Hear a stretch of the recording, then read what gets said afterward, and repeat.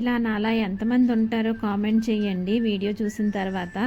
ఇప్పుడు చూపిస్తున్నవైతే నా శారీస్ అనమాట. ఇవేంటంటే క్రిస్మస్కి ఇంకా ముందు, అంటే సంక్రాంతి, క్రిస్మస్ ఇవన్నీ వస్తే బట్టలు మళ్ళీ మన ఇంట్లో బట్టలు కుట్టుకోవడానికి అవ్వదు కదా అని చెప్పి నేను అప్పుడే తీసానమాట. త్వరగా అయితే స్టిచ్ చేసేసుకుందాము, వర్క్ చేసేవి కూడా ఉన్నాయి, చేసి బ్లౌజులు కుట్టుకొని రెడీ చేసుకుందాము పండగ కట్టుకోవడానికి అనుకున్నాను.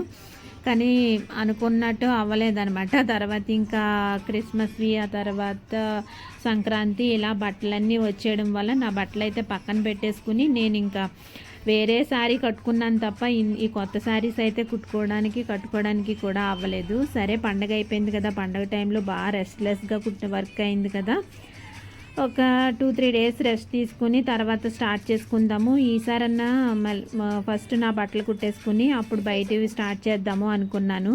కానీ ఇప్పుడు మళ్ళీ బయట బట్టలే వస్తున్నాయి కదా, ఇంకా ఇప్పుడు నెక్స్ట్ మంత్ మ్యారేజెస్ అవి ఉన్నాయి కదండి, అందుకని మళ్ళీ నా బట్టలు మళ్ళీ పక్కన పెట్టాను అనమాట. ఇంక ఇప్పుడు కుట్టడానికి అయితే అవ్వట్లేదు. అందుకే ఒకసారి తీసాను కుడదామని మళ్ళీ తీసి లోపల పెట్టేసాను, పక్కకు పెట్టేసి ఇంకా బయట బట్టలు అయితే స్టార్ట్ చేశాను అనమాట మళ్ళీ కుట్టడానికి. నాలా ఎంతమంది ఉంటారు కామెంట్ చేయండి. నేనే ఎలా ఉన్నానా, లేకపోతే నాలా టైలరింగ్ చేసేవాళ్ళు చాలామంది ఇలాగే ఉన్నారో నాకు అర్థం కావట్లేదు. నా బట్టలు కుట్టుకోవాలి అనేటప్పటికి నాకైతే చాలా బద్ధకంగా ఉంటుంది అనమాట. అలా ఎవరున్నారో కామెంట్